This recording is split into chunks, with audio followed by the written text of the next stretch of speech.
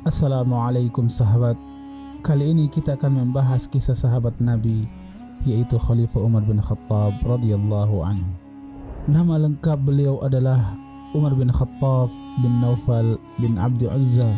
Nasab beliau bertemu dengan Rasulullah sallallahu alaihi wasallam pada kakek yang ketujuh, yaitu Ka'ab bin Wahid.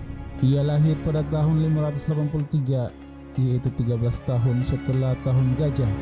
Ia termasuk elit yang sangat dihormati di kalangan suku Quraisy. Awalnya Umar radhiyallahu anhu termasuk orang yang paling memusuhi Islam. Namun setelah masuk Islam pada tahun ke-6 kenabian, ia menjadi salah satu yang paling membela kekuatan Islam. Dengan masuk Islamnya Umar bin Khattab, Allah Subhanahu wa taala telah menjawab doa yang telah dipanjatkan oleh Rasulullah sallallahu alaihi wasallam 2 hari sebelumnya. Ya Allah, kuatkanlah Islam dengan Umar bin Khattab atau Umar bin Hisham, yakni Abu Jahal. Umar bin Khattab dikenal sebagai orang yang sangat pemberani. Demi kebenaran dan keyakinan, ia mengikuti semua peperangan bersama Rasulullah sallallahu alaihi wasallam. Keberanian Umar terlihat ketika ia mengabarkan keislamannya kepada setiap tokoh Quraisy pada saat orang-orang sedang berkumpul di Bukit Ismail dekat Ka'bah. Umar mengabarkan keislamannya kepada mereka. Mereka spontan marah dan meroyok sambil memukul Umar hingga terjadi keributan besar. Ketika Umar akan hijrah, ia membawa busur panah kemudian pergi tawaf mengelilingi Ka'bah 7 kali. Lalu Umar dengan terang-terangannya mendatangi kelompok-kelompok orang Quraisy seraya berkata, "Wahai wajah-wajah kusam, barang siapa ingin ibunya kehilangan anak, anaknya menjadi yatim, dan istrinya menjadi janda, temui aku di belakang lembah." Dan tak seorang pun pemberani mengikutinya. Umar memegang jabatan khalifah, yaitu pimpinan tertinggi umat Islam, berdasarkan wasiat dari Abu Bakar radhiyallahu anhu pada tahun 13 Hijriah. Di masa pemerintahannya, Umar banyak menaklukkan kota besar di beberapa negara seperti Suriah, Irak, Yordania, dan beberapa kota lainnya di Mesir, Libya, dan Maroko. Jasa Umar radhiyallahu anhu untuk kaum muslimin sangat banyak. Ia telah menetapkan dan menuliskan penanggalan Islam yang kita kenal dengan penanggalan Hijriyah. Ia juga mendirikan Baitul Mal, yaitu lembaga tempat pengumpulan dana-dana kas negara.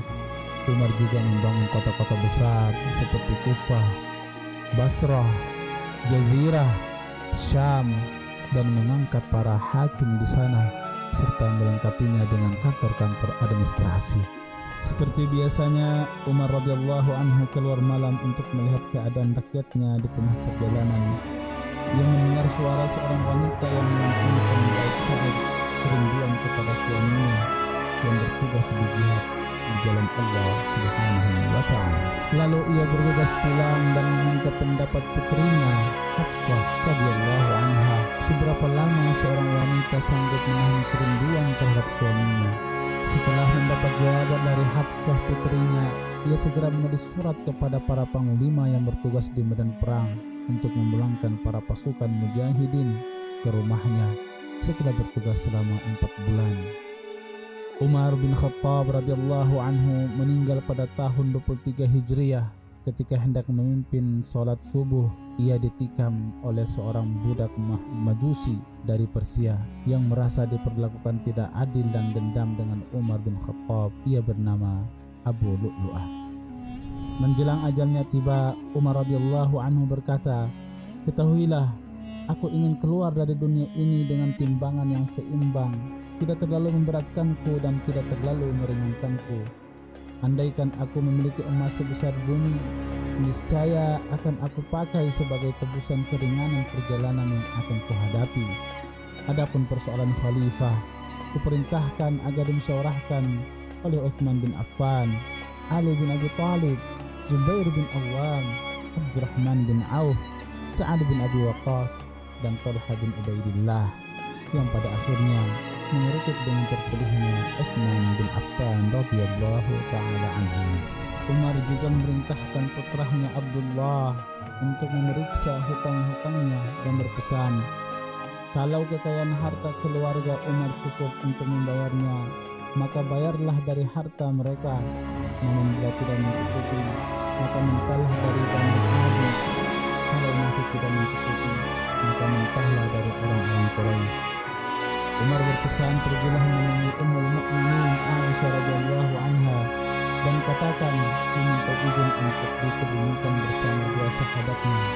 Dan akhirnya Umar bin Khattab radhiyallahu anhu dimakamkan di samping makam dua sahabatnya, yaitu Rasulullah sallallahu alaihi wasallam dan Abu Bakar As-Siddiq radhiyallahu taala anhu.